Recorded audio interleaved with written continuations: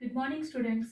Today, let us start with the first topic of maths, basic concepts in geometry. So, what is geometry, children? Geometry is a branch of mathematics. As in science, we have different branches like physics, chemistry, and biology. We are having different branches in mathematics too. We have algebra, arithmetic, and geometry. Today, we are going to study about geometry.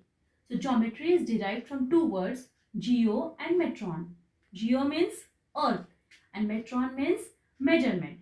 So, basically, geometry means to measure the earth. Geometry is measurement of earth. The idea of geometry first began when the people they felt the need to measure their lands while buying and selling. Means in olden days when the people wanted to buy land or when they wanted to sell their lands, they had to measure the land first. So that time the idea of geometry evolved. But the geometry that we are studying in the books today, it deals with different shapes, figures, curves, etc. and their properties. Euclid, the great mathematician, so he was the first person. So what he did was he collected all the knowledge about geometry, all the information about geometry and put them into books together for other people to study. As he was the first person to do so, Euclid was called as the father of geometry. So now let us learn some basic definitions that are used in geometry. The first one is point. So point is nothing but it is just a dot. It is just a dot which specifies the position in space. It doesn't have any length, breadth or height. That means a point does not have any dimensions. Now children, in geometry, the figures, all the different shapes are named using the letters of English alphabet. So we are going to name the points also. Point is named using capital letters of English alphabet. For example, I can name this point as point A and others as point X, point Y, etc. Now, the next concept is line. So, line is nothing but it is a collection of points that lie in a straight path. It is a collection of points lying on a straight path. Now, as you can see, I have shown two arrows on the end points of this line. So, these arrows indicate that a line does not have a starting point or an end point. These arrows indicate that I can extend the line. I can extend the line on the left side as well as on the right side. Means the line can be extended at any time. So it means that line does not have any fixed length. I cannot measure the length of this line because at any point of line, if I want to extend this line, the line can be extended. So now, as we have named the points as A, X and Y, we can also name this line.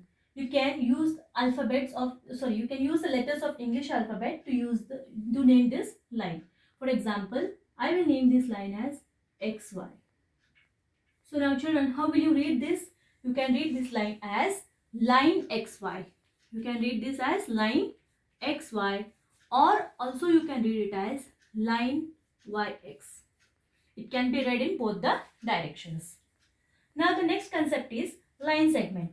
So line segment is nothing but it is a part of a line itself. It is a part of a line which has a starting point and also the end point. So now you can see that I have not shown any arrow marks here because it is not going to extend anymore. It is having a fixed starting point. It has a fixed end point. Means it is having a fixed length. I can measure the length of this line segment.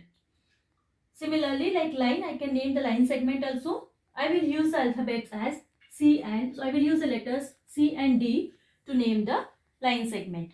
You can read this line segment as line segment CD or you can name it as line segment DC. In short, you can write it as seg CD or seg DC. So next concept is ray. So ray is also a part of a line. It starts at one point, but on the other side it extends indefinitely. Means we know the starting point of the ray, but we do not know where it is going to end. So children, we cannot measure the length of this ray. Means the ray doesn't have a fixed length because we do not know where it is going to end. So ray can also be named using the letters of English alphabet. I will name this ray as OP. Okay, And how you can read this ray? You can read it as ray OP. So now you have seen that line can be read in both the directions. I can read the line as XY or YX. Segment also can be read in both the directions. Segment CD or segment BC. But children, you cannot read the line as PO. You have to read it only as OP. Means you have to start reading the line from the starting point. When it starts, you have to start reading from the origin or from the starting point. You have to read it as ray OP only. Now, the next concept is concurrent lines. So, concurrent lines are nothing but they are the lines, two or more lines when they pass through the same point. Now, suppose this is a point and through this point, these are the lines passing through it. So, this is line L, this is line M, this is line N. So, all these lines are passing through the same point. I will name this point as O. So now to the same point, three lines are passing now. So all these three lines are called as concurrent lines. And this point O is called as point of concurrence. The point is called as point of concurrence. So point of concurrence is nothing but it is the point, it is a common point through which two or more lines pass.